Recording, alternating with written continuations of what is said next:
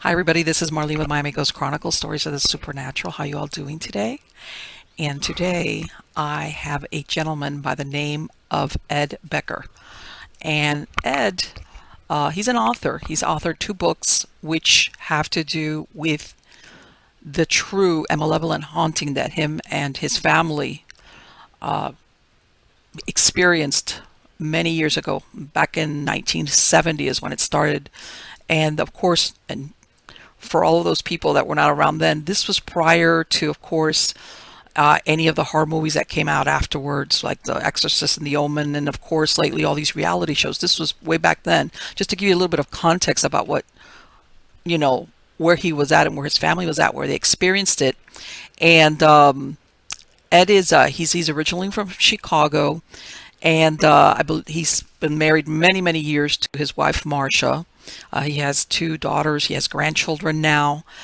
Uh, and besides the fact that it's true, one of the things that I think is so unique is that even after so many years, which I'm very glad he wrote these books, uh, it's almost like a way for a person to see, that those events that transpired, they're not, they, what the ramifications are for family. And the reason why I say this is that nowadays it's become like the in thing to either experience a haunting or have a ghost or the worst, a possession.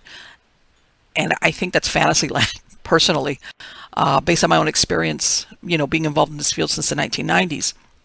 And I know that when Ed goes into the description of what he and his family experienced, you will see that that is very, very, very far from the reality of finding yourself right in the middle of this situation. So, hi Ed, how are you doing today? If you could take us back briefly, how you happened to, I mean, we talked about it right before we were recording that you were a young family, you had a baby, and what you were looking for was, I need a place to live. I need a place for my family to live. So this is what led you to Correct. to purchase this. So take it away. What happened? What It, happened? it was it was an easy purchase actually because we didn't have any options. In those years, a landlord could tell you that no, I don't want any children, Mm-hmm. I don't want any pets.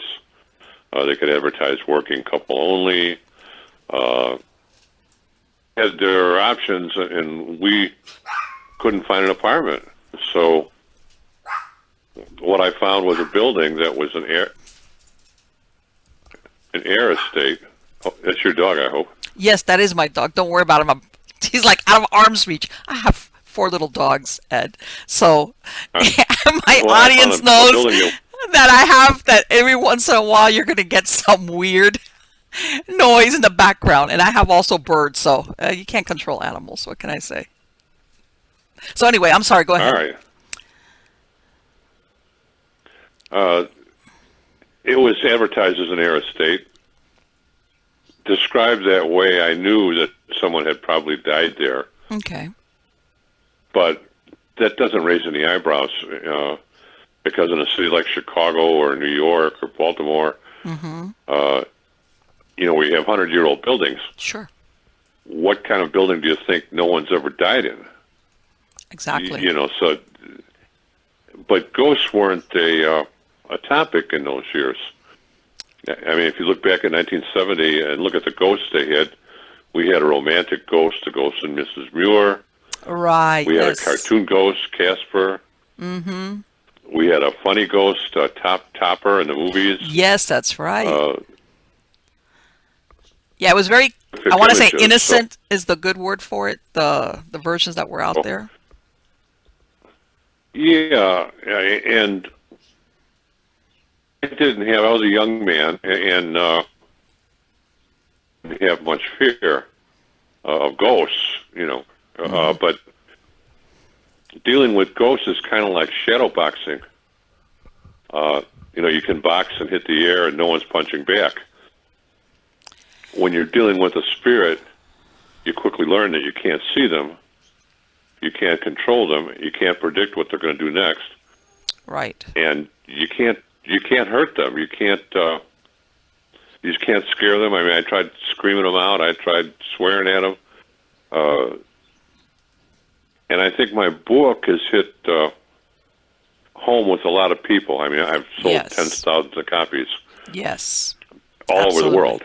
Yes. Because in my book, I don't try to scare anybody. Originally, it was written as my diary. Mm-hmm. And then it was my family, my youngest daughter, actually, that talked me into publishing it.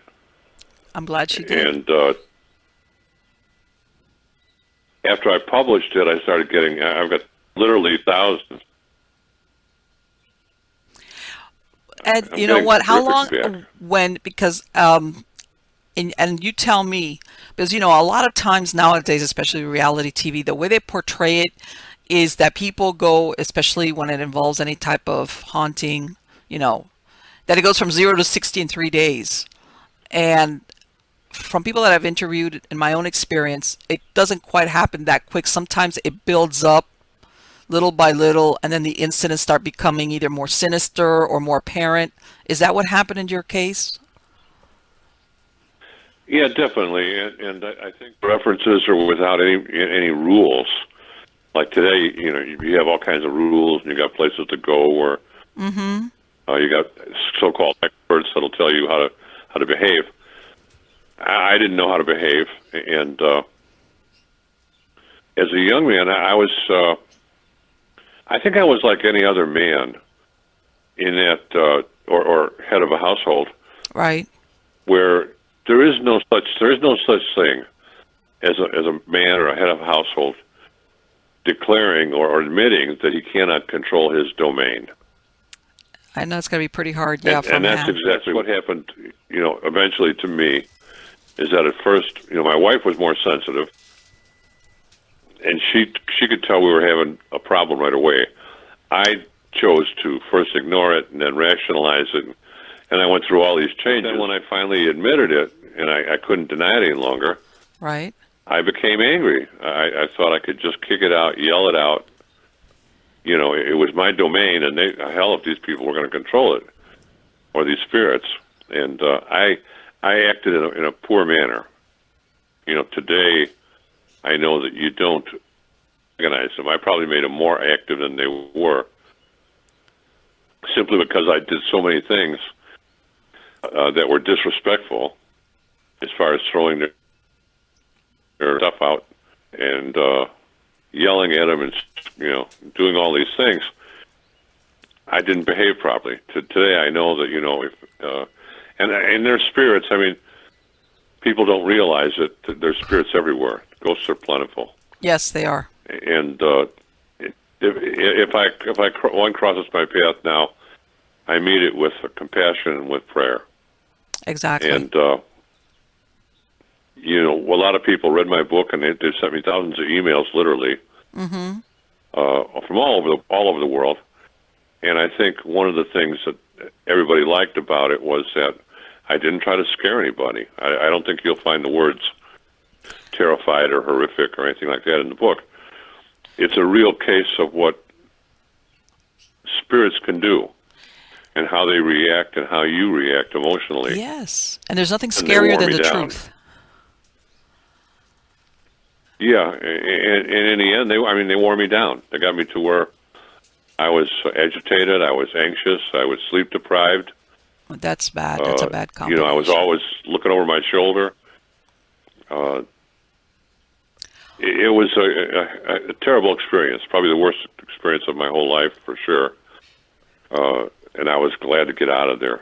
Ed, let me ask you something. And it's like you said, your wife right away knew something was going on. And by the time after you had gone through all like you described these various steps of denial, anger, whatever, was there one event which was the one that you said, I need to get help? Or was it just like you said, hey, I've reached the end of my rope? Like you said, no sleep, anxious. How did it happen that you said, I can't handle this on my own? Well, really, it was it was a series of events. I mean, first it started with the telephone coming off the hook all the time, and then it was dishes moving and a mixer coming off the wall, and then it became the blinking lights in the kitchen, and then it became a door that was able to that I could vibrate almost at will. I tried to close it, and the spirit kept wanting to open it. Wow. It was a plug that came out of the bathtub where I couldn't take a bath. We had no shower, and I had to drain plug, a metal one. And it was after a whole series of events. We were sitting at dinner, and my wife started talking about our problem, and I just dismissed it, and she got angry. Mm-hmm. And she said, how can you dismiss it when you've done all these things to counter the activity? So you must have realized that there is activity. And she was right. And at that moment, I sort of relaxed and said, yeah, you're right. This place is haunted. The problem became, what do you do about it? Because in those years, there was no... there were no ghost investigators or psychics, and right. Our church, frankly, disowned us. Really? I've heard that story more than once. Yeah, and I understand why. I mean, it's probably still like that today all over the country. Mm-hmm. Because there's nothing in the Bible that talks about ghosts, and a true exorcist is rare. Right, I know. I know that nowadays a lot of people think it's common, but at the same time, you're always hoping, especially from your church, and I'm not saying this about Catholic, I'm saying about any type of religion, a little bit of compassion, whether it's true paranormal or whether it's just a family in crisis. You're hoping that somebody's going to say, okay, let me visit you, listen to you at the very least. But it sounds that didn't happen with you guys. No, it didn't happen at all, and it was just total denial. And with the Catholic religion in Chicago, you have what's called parishes. Yes. And if you belong to a parish, you can't go to another parish. Right, yeah. So once I was refused by our parish, I couldn't go to another parish because I was a member of that parish. So it sort of took out all of our options, and we were very, very lucky. I'm a psychic called Joseph D. Louise. Okay. There's a book out on him. There's a book out on him right now called Psychic Courier. He had prominence at the time. He was involved with finding the Manson people and predicting a certain destruction of a bridge. Wow. So he was the Sylvia Browne or the John Edwards of his day. Okay. He just happened to live in Chicago. Good. And my wife contacted his office, and of course they didn't want to be fooled. He had a reputation to protect. Sure. So they sent out an investigator.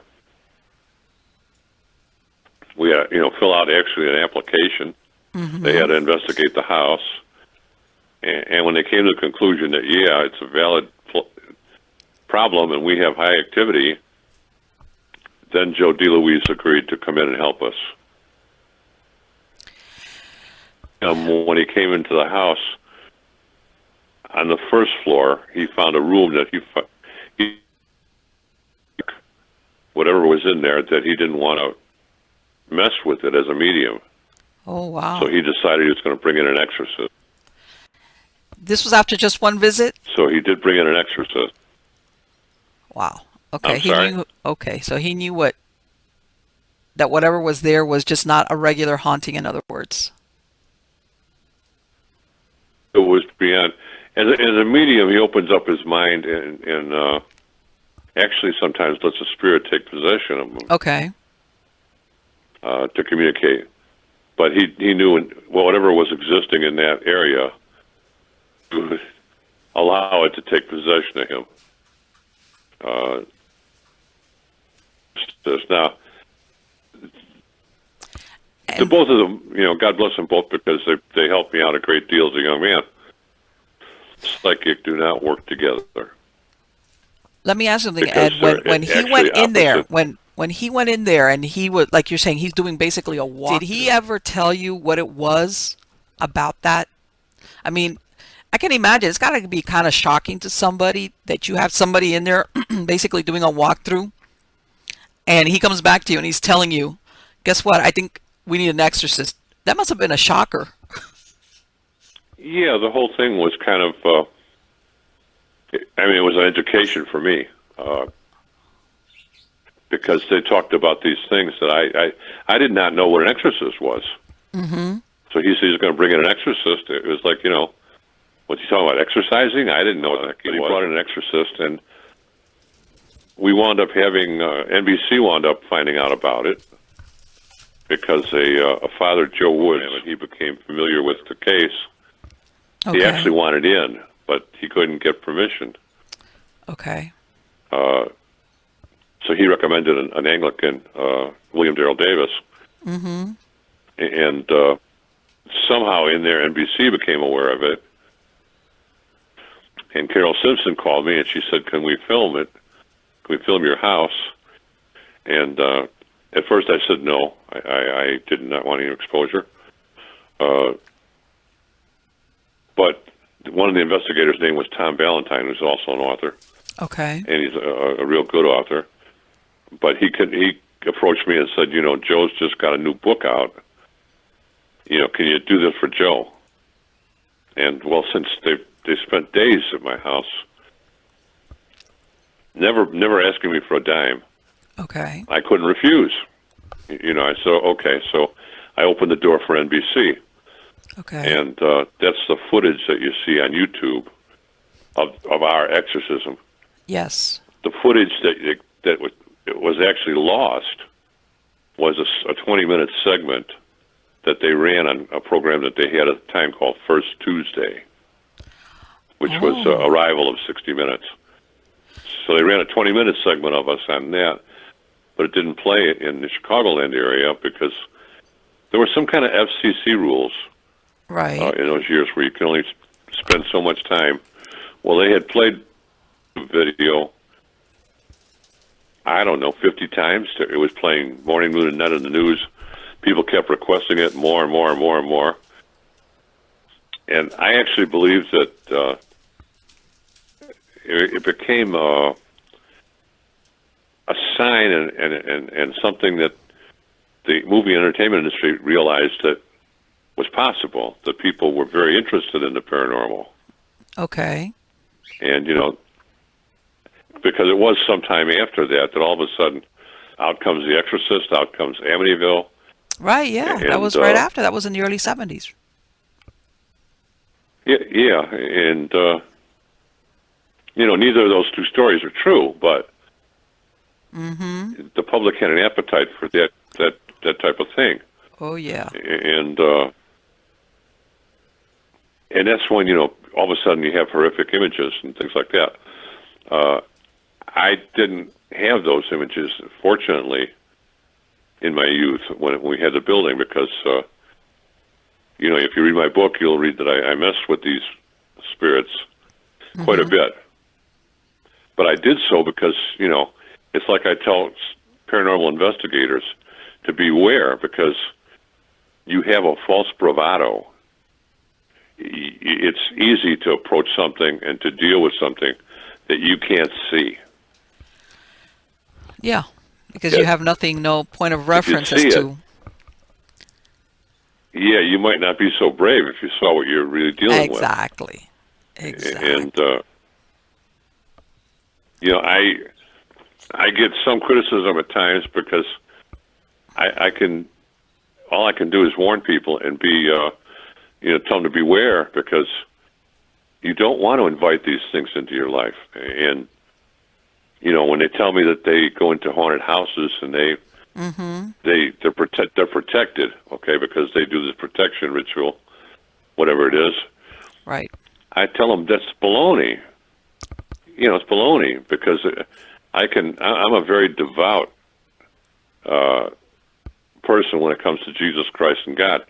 I can ask for all the protection in the world, but if I walk into a tiger's cage and pull his tail, it's the end God's of that. just going to look down at me like I'm some kind of, he's going to say, I guess I built that guy in a flawed way. He's not going to protect you if you're out looking for trouble. Let me ask you something, and Ed. that's what. There was a part that I saw that you had a conversation with your next door neighbor, and you kind of got a little bit of Right. insight as to who had lived there before. How long had you been living in the house when you had that conversation with him? It was pretty soon after, actually, Okay. and I didn't put a lot of the conversation in the book because it was pretty frightening. It was something I withheld from my wife. I didn't tell her everything that he told me because she was already frightened, sensing something. She was already frightened.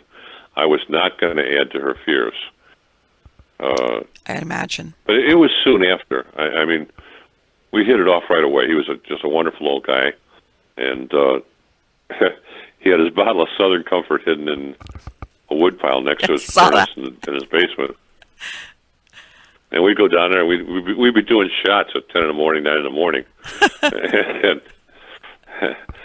He was like, I enjoyed knowing him, but he basically gave me a very dark past on the family and on the house. did He at that said point that, did you suspect the connection, or was it later that you're thinking, okay, knowing what I know about who lived here, and because part of what he described was that there was more than maybe one member of that family who suffered from mental illness, that you started realizing that the quality of what was you were experiencing. you never get it. Nobody I know has ever been introduced to their ghost. So and spirits lie. Oh yes, they do. Lie. It's like these people that play with Ouija boards. They play with the Ouija board, and if they're lucky enough, I mean, hundreds of thousands of Ouija boards are sold every year as toys. Yes. Not all of them can work, okay? But if you go through, if you're able to make that, crack that barrier, you're going to ask for your Uncle George, and you're going to ask, is my Uncle George there? And the board's going to answer yes, okay? Then you're going to ask them some questions, and everything's going to be positive. The reason is because whoever's on the other side is the strongest spirit at that time in that place. Sure. So, I mean, I use the analogy that if I were in a prison and I stood on the wall of the prison, threw a cell phone out in the yard and said, whoever gets it can use it, the biggest, baddest guy in the yard is going to get to use it. Absolutely.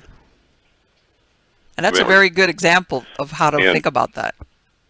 And they're never going to say anything negative. They're never going to say anything like, I'm going to kill you, I'm going to haunt you, I'm going to... It's always going to be not. positive, because what they want to do, they want to addict you, Yes, they do. which most people fall for. The Ouija board becomes... I know a number of people where the Ouija board is an addiction. Yes. Yes.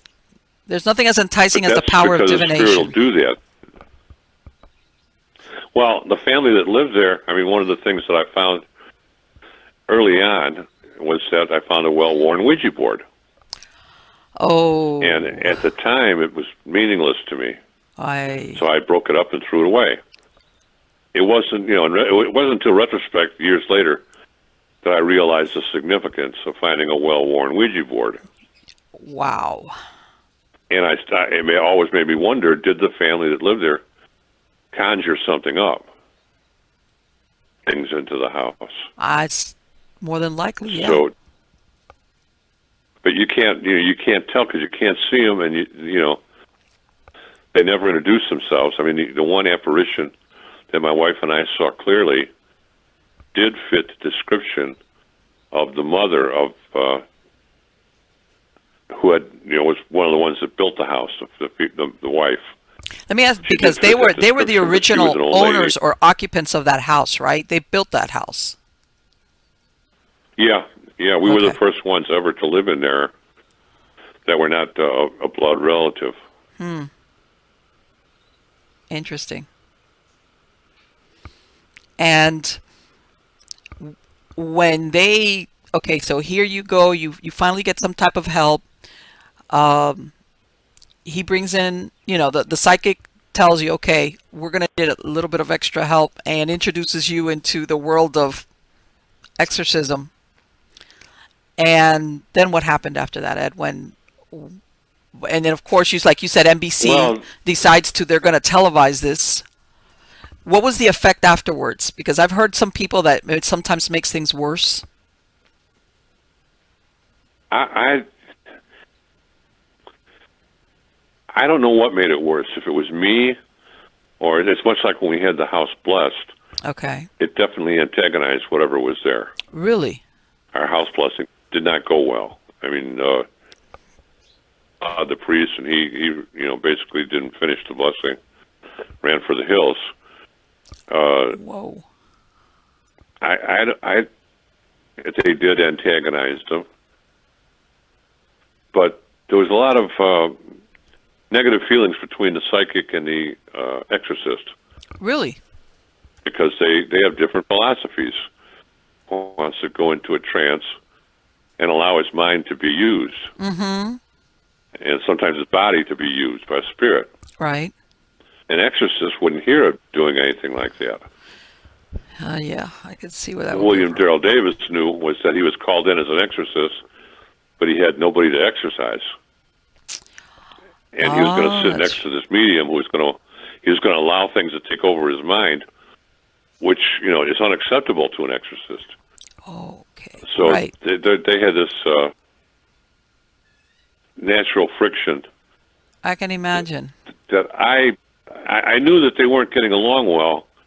I didn't know why. I didn't know what I didn't know the purpose of an exorcist. I didn't actually know what a medium does. Mm-hmm. Today, I know exactly why they didn't get along. Right, but back They're then you were like, opposite. I mean, exactly polar opposites. So you'll never hear of an exorcist and a psychic working together. That's no, maybe in the movies or something, but not in real life. no, I can imagine. And because But they failed. I was going to whatever they say did. that probably didn't help any that they weren't on the same page.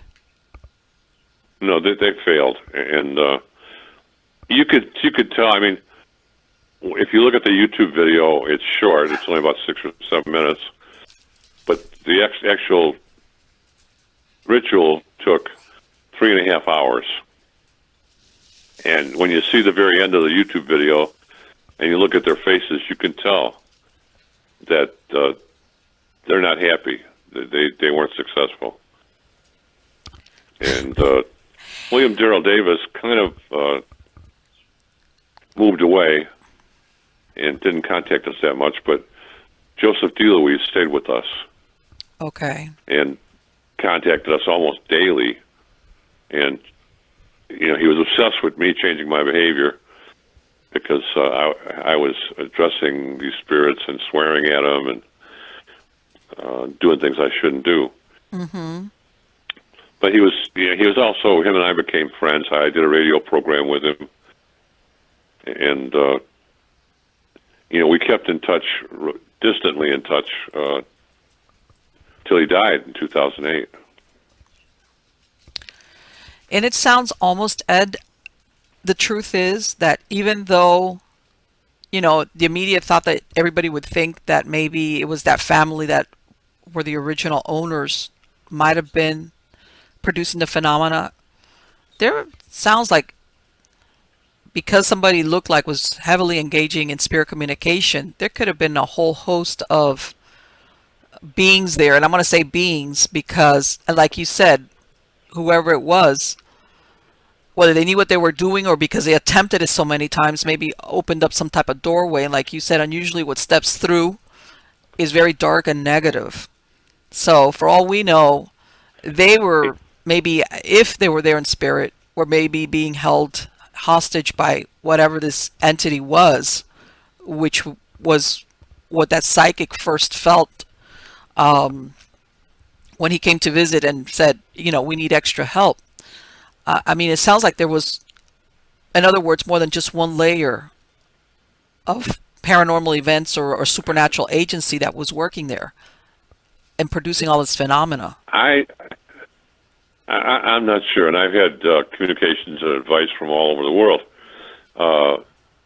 One medium contacted me, and she felt that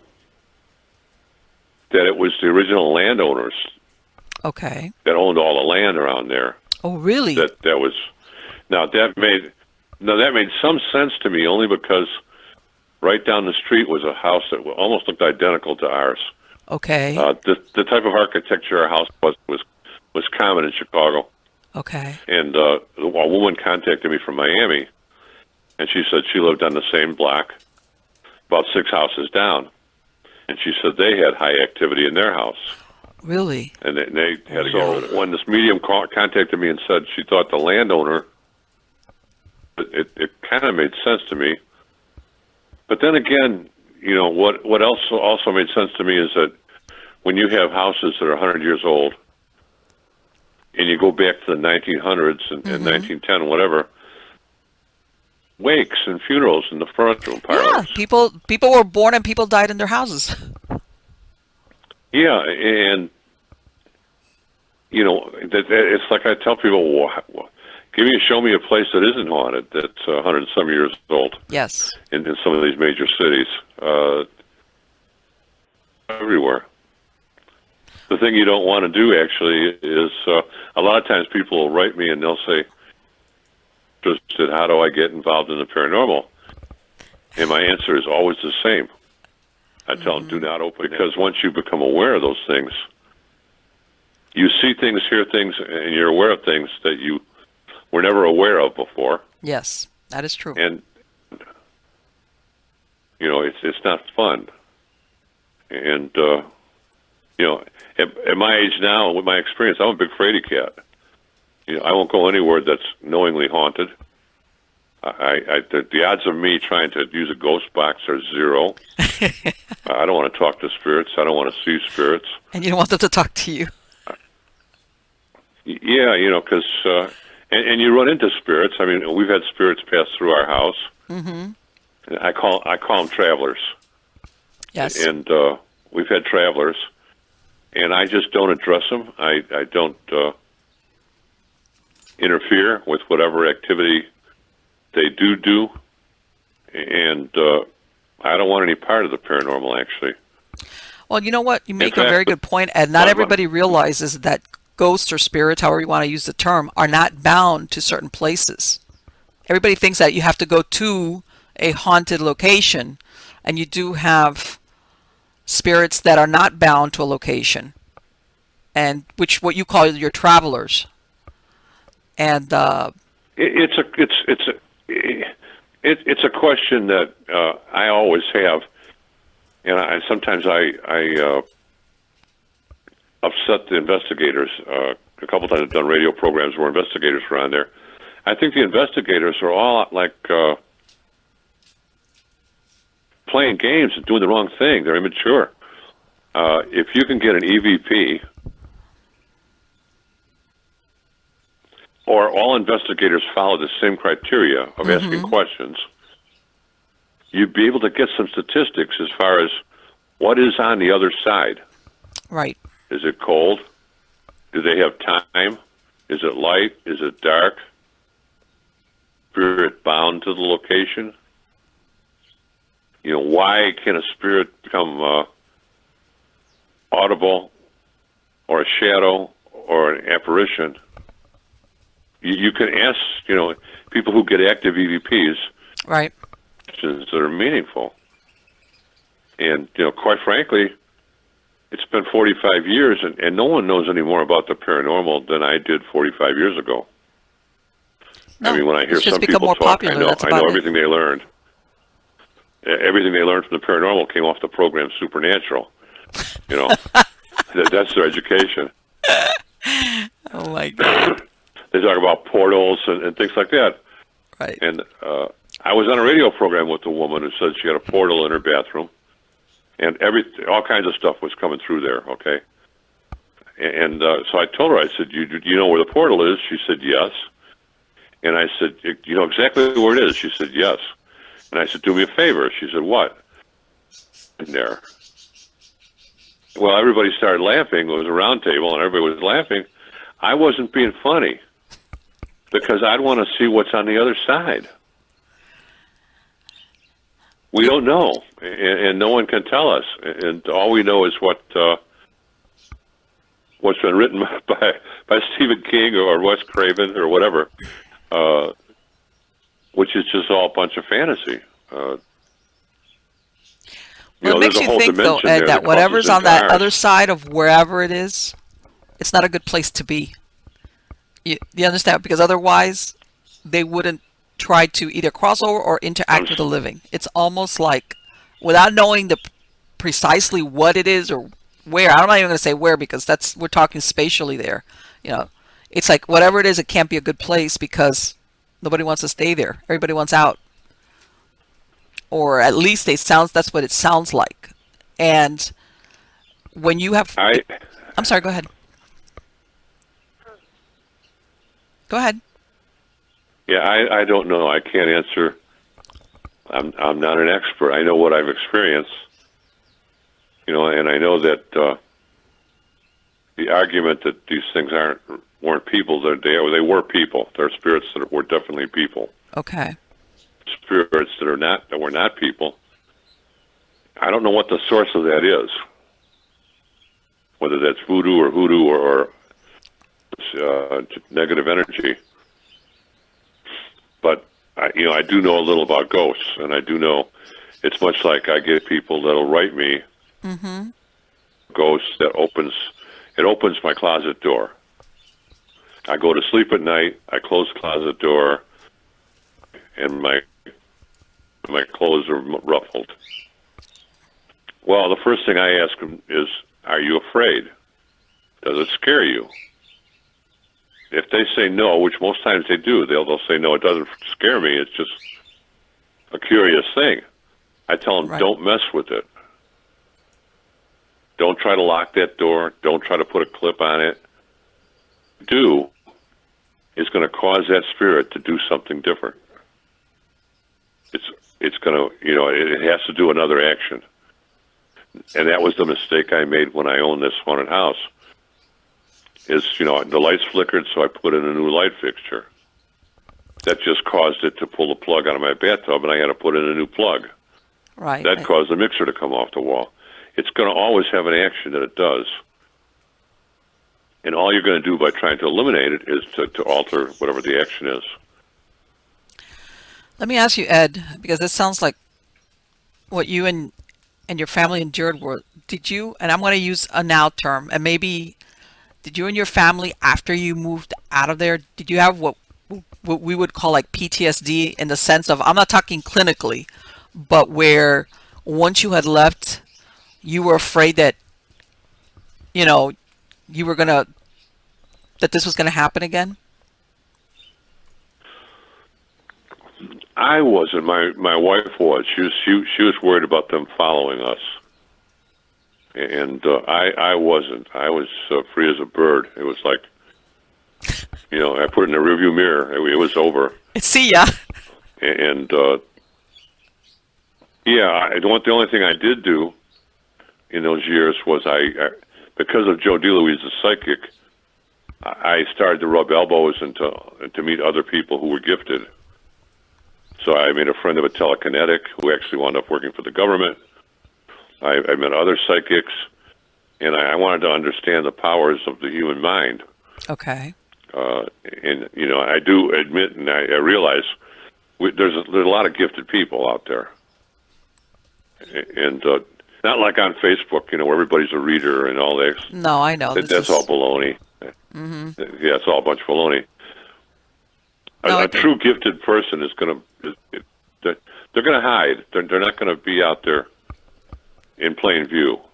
Yeah, it could be because you get overwhelmed. Sometimes their gift is painful. Yeah. Yeah, and I have one that messages me for whatever reason. I have a link with her, and she'll send me things, amazing things. She'll seem like she knows what's going on in my life. But if I say her name, no one's ever heard her name, and no, she doesn't post on Facebook. She does not give readings. She's a very private person. But for some reason, we established a link. Just honor it and go with it, Well, you know what, Ed? The truth is that people that, whether they're a psychic, a medium, or both psychic mediums, it's draining. It's a draining experience when you do that work. Contrary to what people think, it taxes your mind, your body, and your spirit. That's why you're absolutely correct when you say that, the real, the true, the authentic, genuine ones usually keep a very low profile, because at some point in time they understand how it impacts you, at the very least on a physical level. If you are going to have all these people that want, whether it's tell my fortune, talk to my dead, whoever, whatever, find my lost dog, they know what's absolutely the downside of something like that. So you're absolutely right when you say that they keep a very low profile for good reason. Yeah, I respect the gifted people, and I understand that. I got to know Joe DeLuise very well, and I understand the pain. Okay, if you have a clear vision, and you know that there's this building or this bridge is going to collapse, but you don't get the message as to where or when. Exactly. Disburdened. Yes, it is. That there's going to be this horrible happening, and you can't do a damn thing about it. The pain that they live with many times. So I understand that, and I respect them for that, and I wouldn't want to be gifted myself. All right, yeah, what they call the Cassandra effect. That sometimes what you're It's more privy like to cursed. is horrible occurrences, and then and of course that opens up a whole different discussion about predestination and things that are going to happen no matter what, and you're just like given like an opportunity to look at it. But like you said, as a human being, if unless you're a psychopath and you have a conscience, you would wish that you could do something about it to stop it or warn them, but it's like no. So yeah, you're absolutely right that something like that, it's like a gift you absolutely don't want, because it's not a gift, I guess. So Yeah, go ahead. I'm sorry. I sometimes go on a radio channel in the UK, and they call me the paranormal guy because I don't promote the paranormal. My book True Haunting actually was sent I sent it to the printer with my daughter's name on it. Oh, So it should have been True Haunting by Catherine Higdon, and as told to Catherine Higdon from Edwin Becker. My daughter changed it back. Oh. And then it became an instant hit. I mean, it was number one in new releases, and it shot to the top of Amazon. Yes. And next thing I know, Paranormal Witness came after me. And again, I said, no, I don't want any part of it. Paranormal Witness.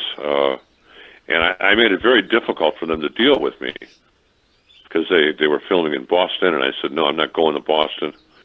And I fixed it so I wasn't going to do this program. But my granddaughters are all, see, I don't have cable TV. My granddaughters were all sci-fi people, sci-fi channels. So they knew about it. And they threatened to disown me. You're outnumbered, if I didn't do the program. So, yeah, I did Paranormal Witness, and we did that. And I've had some unusual things happen. I mean, when you write a book and it's a true story, right?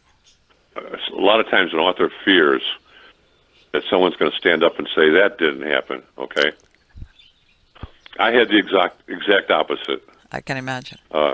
I wound up finally connecting with one of my tenants. Okay. He told me it was so horrific, I had to put it in the second book, True Haunting 2. Okay. It was just a revelation to me, everything that happened to him. Wow. So, you can't, I couldn't get a better endorsement than that, No, what I'm saying is when you and your wife were at the point that you guys were going to leave, that you said, we're leaving, we're out of here, whatever. Like you said, prior to that, maybe when you were talking about it or discussing it, did things ramp up? Did things get worse there? No, a couple things happened during that period that were different Okay. because they always seem to come up with something different, and that's part of what creates. If you live in that type of environment, it creates anxiety and tension and Yeah. loss of sleep. We were only able to live there actually less than 2 years. When I've read other authors' books where they say they lived in a haunted house for 10 years. Yeah, it's impossible. If it's truly haunted, you can't endure that for 10 years. You'd go crazy. I would have lost my mind because you don't sleep well. You're sleep deprived. You're always looking over your shoulder. You're blaming each other for everything. I mean, if my wallet was out of place, I'd right away, blame my wife, and my wife would say no, and we'd start arguing. And that's what these spirits love to do, is to create emotional energy that they can feed off of. Yes, they do. So, I was very lucky in that I was kind of a purist when I wrote the book because I wasn't I wasn't affected by anything in the media. I wrote exactly what happened. Right. And, and a lot of times there have been people that said, well, it's not scary enough. And they're right. It lacks the boo factor. Mm-hmm. The truth of the matter is that if a ghost was to come out and scare you, if you could buy yourself a haunted house, you walk in, and all of a sudden this apparition appears, and it looks like the devil, and it's threatening and screaming at you, you'd run the hell out of there. Of course. All right? There'd be nobody who'd ever live in a haunted house like that. And that's not what ghosts do. They work on your energy, and they gradually weave their way into your life. Yes, they do. And they drain the hell out of you. Yes, they do.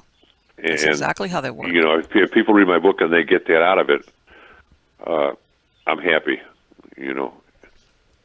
And I think that's And, where a lot I of think people I- nowadays, they make that mistake, like I said, thinking that when you find yourself in that type of situation, whether by mistake or by choice, that it's like 2 days after moving in, everything goes sideways for you. And I found in true experiences that it's quite the contrary. It's very insidious, and I'm going to use that word, and I know it's a title of a movie, but it is. It starts out with things that either you chalk off to your imagination, or like you said, to the other person or persons in the house.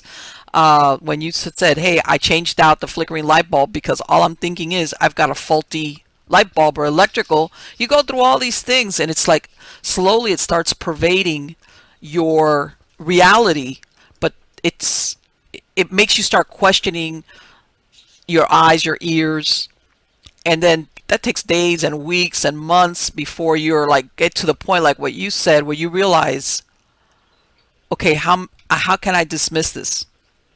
How can I've gone through all the rational explanations to account for It took me this. to despair.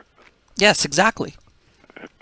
I mean, at one point, my wife left and went home to her mother, and she couldn't That's- take it anymore. Yeah. And I just felt like I was just,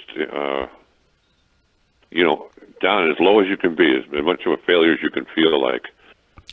Let me ask you, how was it? Move I somewhere know else. she was alone at home during the daytime, right? Was she at home and you were at work and she stayed home, right? Yes. Okay. Yes. And I know that for her must have been nerve-wracking. Because Yeah, well, that's a primary topic in my second book, because a lot of readers out to me that I never gave them a true perspective of what my wife had gone through, and they were 100% correct. I didn't come home from work and say, "How was your day?" I already knew how her day was, and I didn't want to hear it because as a young man who felt like he'd control the world, I knew I Exactly. couldn't control whatever hell was in that house. I didn't want to add to my wife's problems. Ignored it. It sort of went unspoken. So in my second book, here I am 43 years later doing a detailed interview with my wife as far as what her day was like. Wow. bad. You know, I never knew that she taught our nephews how to read and write. Forgot the part where I got so angry I smashed one of my guitars. She had all these memories and happenings that were incredible. Plus, my first floor tenant, dog that ran away, just like ours did. Incredible. They had sounds and touching and all kinds of things. It sounded like the first floor was more active than our second floor. So that's what the second book is. It's everything I left out of the first book. Right. Like almost like the You other know, plus my perspective. So you mentioned Yeah. that your wife, she left like for a month. She like, hey, how did you, which at that point, did that leave you alone in the house when she was gone for that month? Yeah, And yeah. It was just me and the dog. that's it. And what happened in that month, considering that now you couldn't say, well, it was my wife that did that, or that you, I don't know, maybe you had to come home to be by yourself in that house? That must have been Yeah. pretty Well, bad. it's something that I tell investigators because they dress in black and they get night vision glasses and all that crap. The reality is ghosts don't have time, and if it's a human spirit, it's going to do activities that it did in its life. Yes, it does.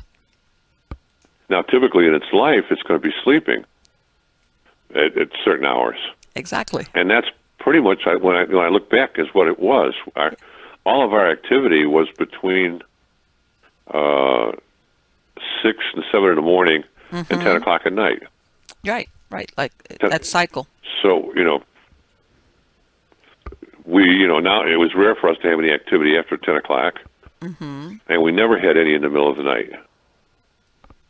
You know, Yes. so all the activity and everything happened in the daytime. Well, when my wife left, I'm gone in the daytime, and I was working Okay. 2 jobs. So I didn't get home till 10 o'clock at night. Okay. I don't walk the dog and have myself a sandwich or something and hit the sack, and I'd be up again at 5:30 in the morning. I really didn't have much trouble. I had did to me that sort of frightened me was it turned down a gas burner, What happened? and I came home in the evening and I was going to make myself, I don't know, Chef Boyardee ravioli or something, and I poured it in the pot, and my dog started going to the door and whining, so I knew I had to take her out. So before I could prepare anything, I took the dog and we went out. And she did her business. We came back in the house, and the food that I had in my pot was all burnt, and the gas was on, which I didn't turn it on, of course. It was it was an occurrence that sort of scared me because it had never truly played with the utilities before, Yeah. other than electrical static or, you know, blinking the lights on and off. Yes. So it did make me a little bit of what it could do, what it was capable of. Yeah, and I can imagine, well, in a way it sounds lucky because it sounds like what you were saying, that they were following the pattern of a normal household, you know, early morning and later in the evening, which is exactly, you know, when most households see the most activity. And that makes sense as far as, because I've heard of that before. And people like, and you were absolutely right. I'm so glad that you brought that up, Ed, as far as that everybody thinks that all these frightening things only happen like at night, at midnight, at 3 a.m., whatever the case might be. And sometimes it's far from that. It's usually early morning, depending on where you're at, maybe dusk when the sun's coming down, because in some cases, depending on where you were, this was like the end of the day for you, or later at night, maybe when people were sitting down to dinner, etc., whatever time period we're talking about. Yeah, I mean, the only advantage to the investigators going out at night is that it's peaceful and quiet. No, Sure. so that they can be more aware of anything around them if something does happen. And they can also sneak into some of these buildings they're not allowed in. And so, Yes. I hear about them sneaking into old closed buildings, institutions, and things, Yeah. which they couldn't do in the daytime, of course. Of course not. So, that's some of their advantages. But as far as overall activity, it had to be in the daytime to be. I would think that if they visited some of these haunted hospitals and things, it would all be daytime activity. Yes. Very little at night. Ed, let me ask you something. And looking back now, because like you said, your knowledge, your perspective has changed from when you were there as a young man to now, like you said, based on your experiences, people you've known, psychics.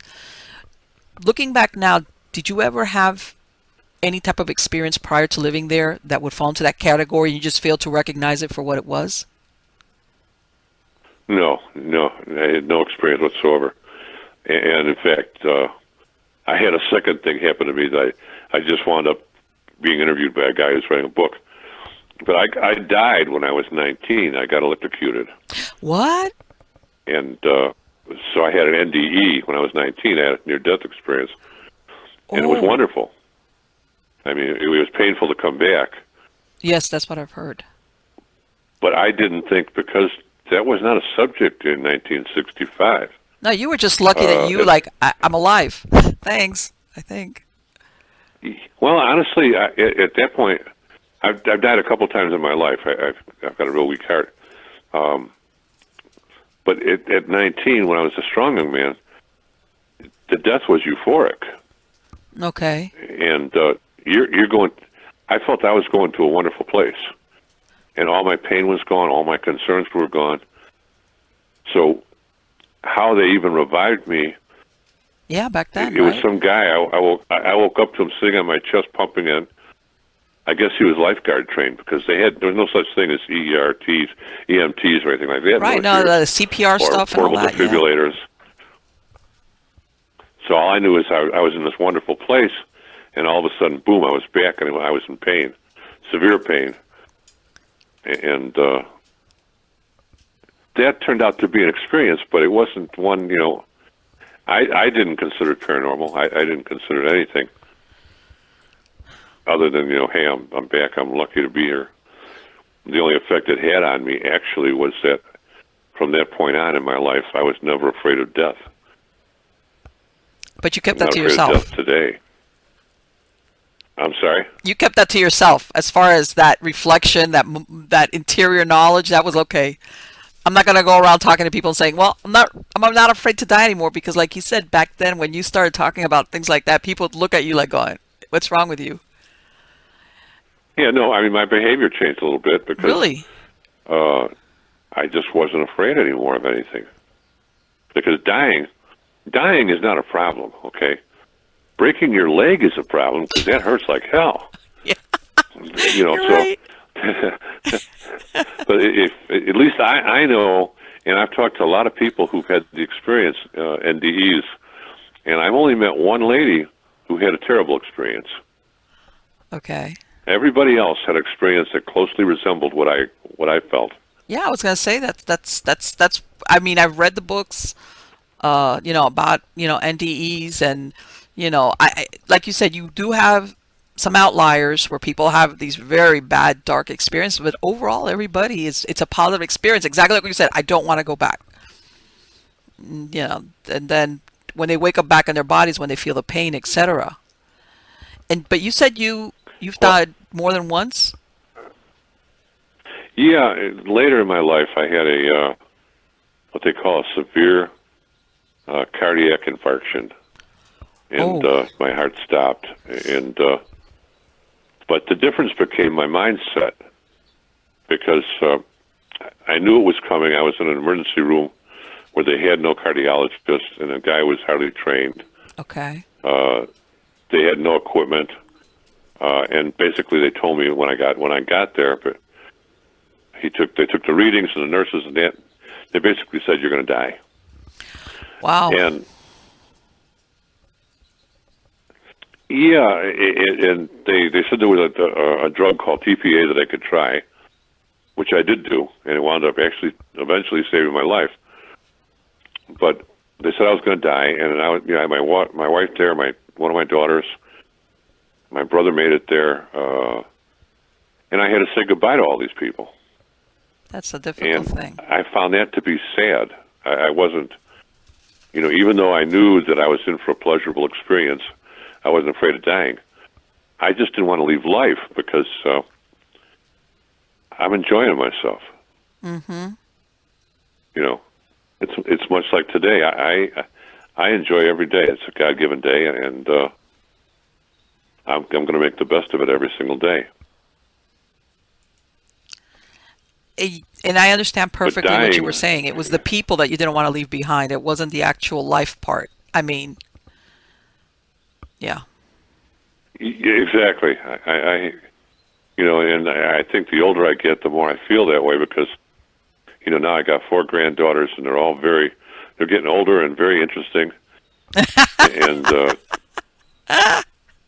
no, they are. They're interesting.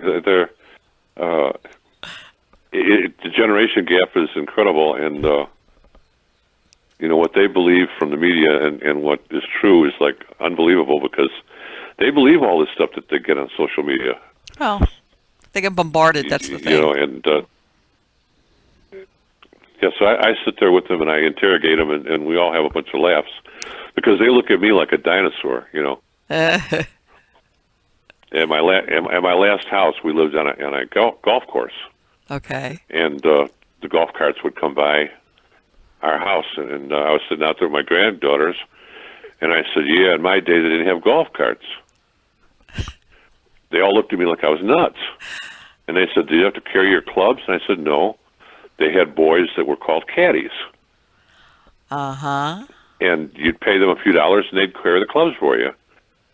And my one granddaughter says, "Ah, that's a bunch of bunk." And then she called for my wife, said, "Is this true?" She just Isn't it couldn't believe it. incredible Yeah, that you know, yeah, that yes. the differences in our age.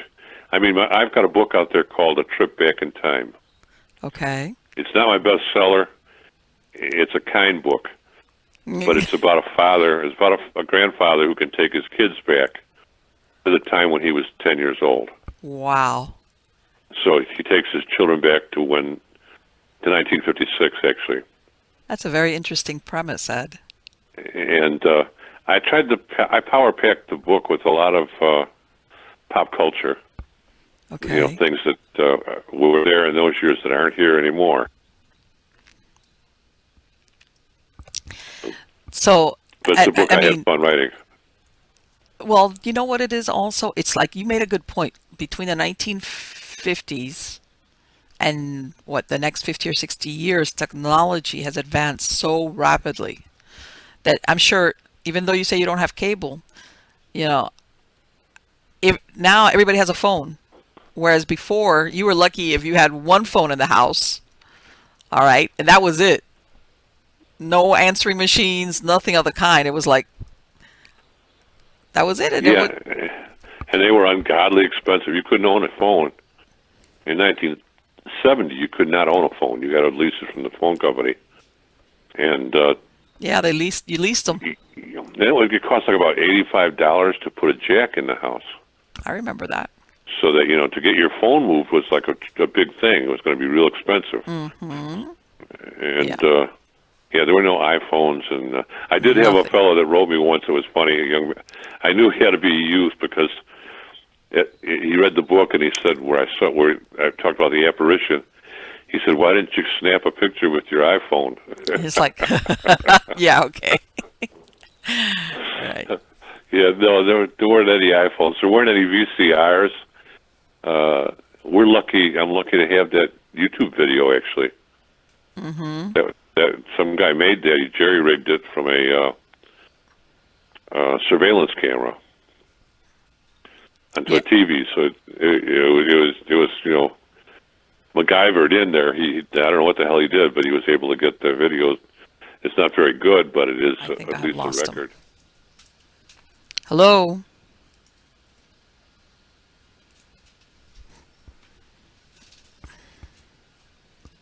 hello. you know what? I don't want to think, because I had trouble calling it with my computer.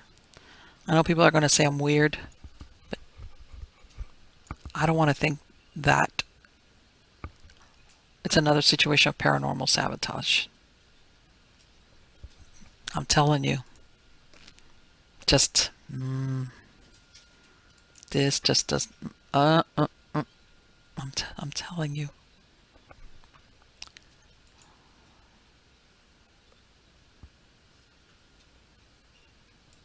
There's something here. Let me see if I can get a hold of him. But oh, let's see.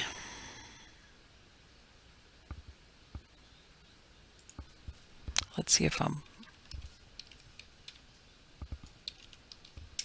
have a feeling somebody's calling him. The number is, I'm not kidding you guys. Right now I'm getting a message on my Google Hangout. It says call failed to connect or disconnected because the number was unreachable. Oh, wow.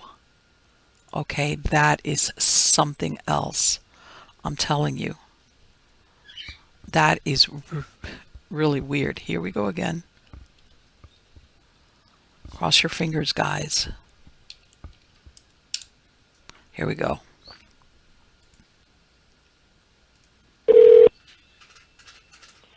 I guess we got disconnected. Yes, yes. It was like, I know you couldn't hear me. I could hear you, but you couldn't. I could tell. It's like something happened, and don't worry. It's like, okay. If we're talking about technology, yeah, it's anything but perfect. We're sure dependent on it today, though. Oh, we are at its mercy. We are at its mercy. Okay. Believe me, like I said, I was here when Hurricane Irma came through Florida, and I spent a week without electricity. And talk about making that very evident. Besides, having to sleep without, like, which is what I was when you were talking that thing about technology. I was born and raised here in Miami, and I remember when I was growing up, when I was a kid, you didn't have central AC. We would have room units, and you turned them on at night, and I was fine. You had fans on, and you were fine. Now, and myself included, if I have to be around without an AC, especially in the summer, it's like, oh my God, I can't take this. And when back then, it wasn't a problem. It's just the way things were. So the only thing that bugs me about today is everyone's social media addiction. And I mean, I can't tell you how many car accidents I've almost got in because people were texting on their phones. Yes. And when my grandkids come over and we have a get-together, I force them, they cannot bring their phones to the dinner table. Yes, I agree with you. And I have a hammer. It's actually like it's an old cobbler's hammer. It looks like the one Geppetto would use in Pinocchio, but I call it the eye hammer. And I tell them, and they know that I'll do it. Anybody brings their phone to the table, nobody's going to call your bluff? Is that what you're saying?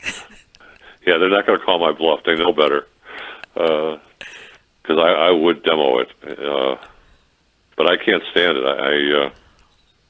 I don't know how kids function. I don't know how that's going to affect future generations.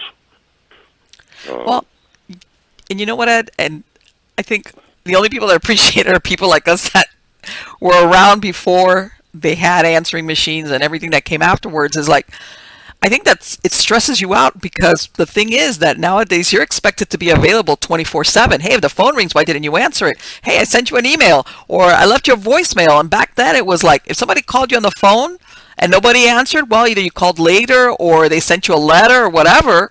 But it wasn't that instant gratification where, hey, why can't I talk to you in 5 seconds?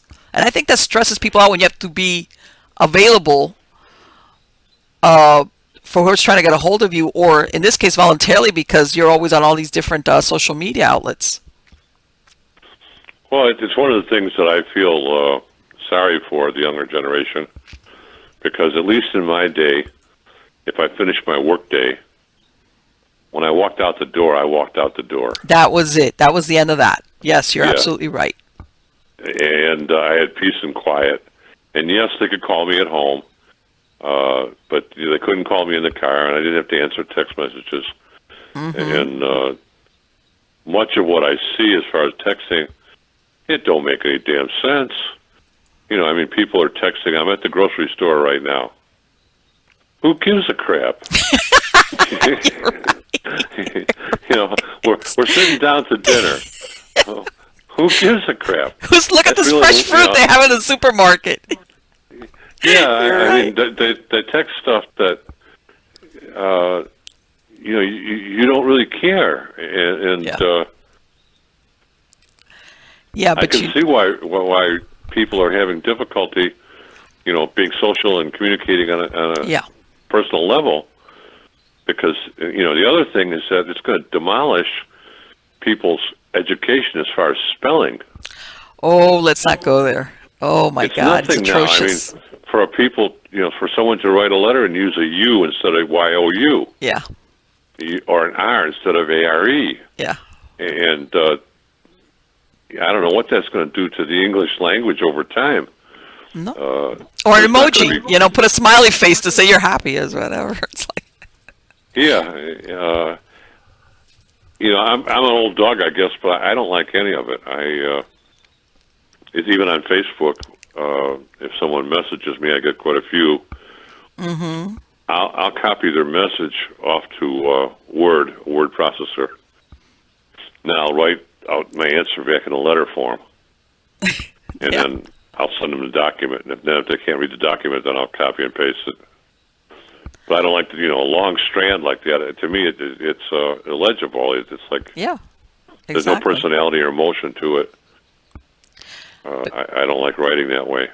You know what? The thing, Ed, is that the people that get engaged, and everybody, but like you said, the younger generations are the ones that do it, that are on there, like basically letting everybody know what they're doing, when they're doing it, where, how, whatever.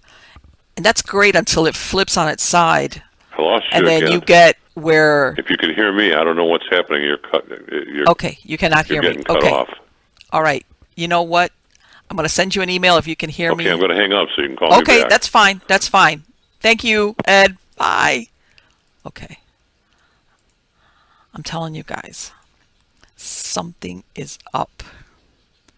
Something is up with this. Hold on, let me send him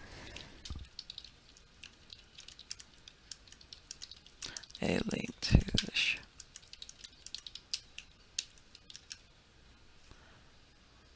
Okay, here we go. Off we go. I'm going to tell you something right now. I know, without trying to read, because God knows, I know that computers and all the stuff that we got attached to it, I know it can go sideways. I worked enough around it to know that that is an absolute possibility.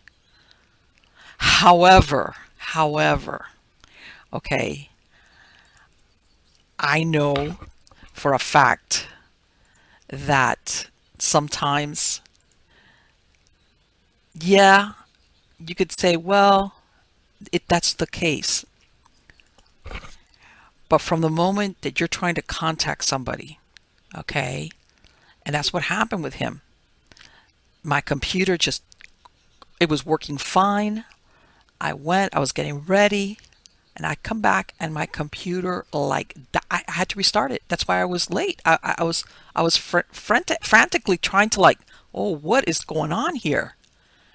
Okay, and then, I got him on the line and everything is fine, and then I start having these problems where he can't hear me, and then I couldn't hear him. And I'm telling you,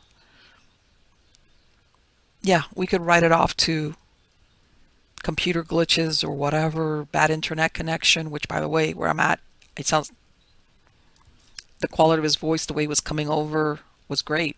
It was fantastic. So I don't think it was that. Makes me wonder that, obviously he left that house many years ago. And like he said, he still's got travelers that come through. It makes me wonder what some of them are just like, doing their own version of a little paranormal sabotage. I don't think that's beyond the realm of possibility, because as you can tell now, everything is working fine. And food for thought, food for thought. Anyway, guys, I hope I wish this could have been a longer interview with Ed. His work is fascinating, and in the credits of the show, I'm going to put links to where you could purchase his books. I wasn't kidding. Despite what everybody says, there's nothing more terrifying than the truth when it comes to something like this. Okay? And speaking with him, or listening to him, in other words, you could tell he's a very no-nonsense kind of person. If anything, I bet that he probably understated some of the things that were in the book. As in, if he, it probably could have been scarier, which, like I said, it's almost like when people understate that, is when you realize, wow, there is something more to it. It's scary. It's the possibilities of things that can happen to you, because now, and this is the thing, like he said, that thing about that well-worn Ouija board. Wow. But in other words, I guess what the scariest point of this is, this didn't happen to them because they were playing with a Ouija board, because they were doing rituals. They were just a young couple who moved into an old house thinking, this is where I can put my family in. I'll have a baby. And that's it. That's where you're at. You're just trying to live life. And then this happens. And I think, at least to me, this is what's scary, because you are living your life. You're not looking for it. You think of yourself as being normal. And then this basically intrudes into your life, and it starts eating away at your relationships, because you could tell there was parts of there where maybe he wasn't believing his wife, or he was blaming her for stuff. Here she's at home alone with a baby. And I'm sure that when he's talking about being anxious and looking over your shoulder, that's a horrible feeling, folks. That is a horrible feeling for one day. Can you imagine what it's like to live, or like what he said, when you have no idea what it is that you're up against? And unfortunately, your imagination, even the person with the least imagination, it's that unknowable. Is it one thing? Is it several things? Is it a person? What is it? Okay. And that thing about how he acted in anger, I think that's typical, especially of men, because at that time, you want to fight, you want to confront whoever, whatever it is, and you end up talking to thin air, at least. And of course, he has the wisdom of many years, and that have gone by, and being out of that, because when you're in that emotional state, your reaction is different than when you're out of it and you're looking at it from what I call the observer point of view. And he made a very good point. For all these people that want to get into paranormal investigations and studies, et cetera, et cetera, et cetera. Let me tell you, there are different qualities of hauntings or supernatural. There's what you call your classic, your residual, which is nothing there. Then you get your regular dead person who might be confused as to, what happened to them, or they want to stay in their home. It could be a whole host of issues, but there's no malevolence. And then there's other things that become much, much darker. And just to give you a quick segue, I was recently trying to reach out to a very famous exorcist. His name is Archbishop Fail, and he is very well known. He's an archbishop with the Old Catholic Church. And they have an order of exorcists, and I was reaching out to him because I was thinking I would love to interview him, and he's been doing it for so many years, and just talk about his cases, talk about how these reality paranormal shows have, what they've done to the consciousness of people out there when it comes to paranormal, supernatural, ghosts, etc. And he answered me back that one of the cases that he was involved with, which I don't know which one or how, he basically had a very severe health crisis that occurred, that initiated when he was in the middle of an exorcism. Okay. And his life was in jeopardy, and he had to go on what he described was a very excessive regimen of medications to basically keep him alive. And unfortunately, the side effects of a lot of these drugs also, there was a downside to them, and even his hearing was affected. It was a whole host of things. And, he said, basically that it would have to be something where he could communicate better because his hearing had been affected very severely, almost that he can't hear. So we postponed that. I'm hoping that he's going to recontact me and that we could set that up. But my point is that yes, there are paranormal or supernatural situations, which is not your typical person that's passed away and it's a dead person, and yeah, you treat them with love. There's darker things out there, and I'm going to bring this up because I'm going to bring it up because you see a lot of psychics and a lot of mediums, okay, that they say, oh, I never have anything negative contact me. And I'm going to tell you something. In my experience, yes, if you, for example, psychic meetings or somebody that you're contacting that says, I want to contact my dearly departed whoever, and most of them will make that distinction and say, look, I can't guarantee you that that person that you're wanting to speak to is the person that's going to come through. Okay. And sometimes it works, but then these are the ones that say, no, no, no. And I'm thinking to myself, wait, as a matter of fact, it's your entities, it's your spirits that haven't crossed overs, which, like he said, are the ones that are desperate to make communication. Okay. And you better believe that a good portion of these entities, whether it's because they were bad people when they were alive, maybe because they have been out of the presence of the divine for so long, depending on how long they've been in there, in this in-between place, they can be really unpleasant, really unpleasant. Those far outnumber, okay, a deceased person that's gone into the light that may want to communicate with them. So when these psychics say, I never have contacts with the negative side, it's like, are you kidding me? That's the good majority of discarnates. Okay? That's what's out there. Because let me tell you something, for a human soul, there is nothing worse than being out of the presence of the divine. In that in-between place, you're not human. You don't have a human body anymore. So this plane is not for you. So you're that in between, what they call a stuck place for whatever reason, whatever it is. It could be a gazillion reasons for it.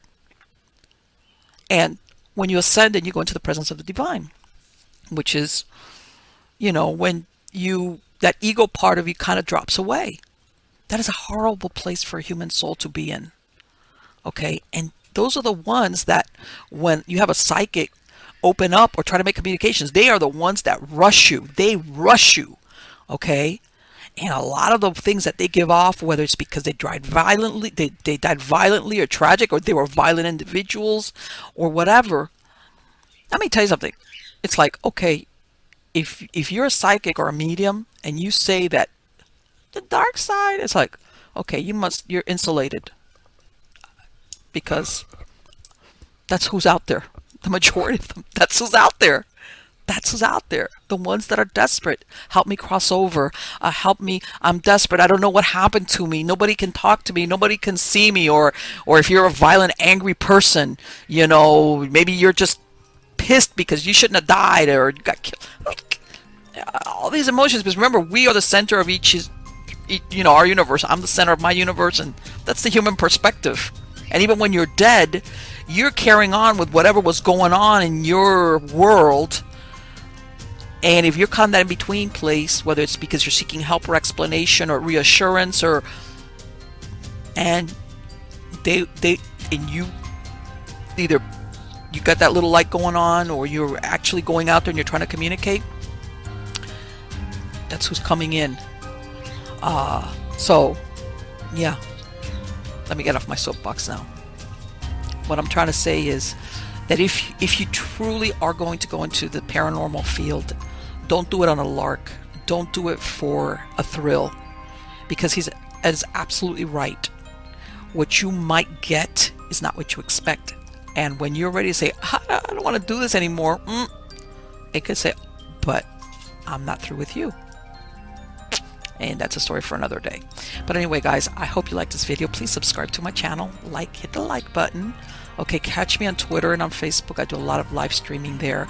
I don't do more live streaming here on YouTube because sometimes in the places that I go to, the signal, the Wi-Fi or internet signal is like non-existent, and basically it would be all you would get is a really bad quality video of lagging. I've already tried that a couple of times. So guys, please check back. And again, thank you so very, very much for viewing. Take care.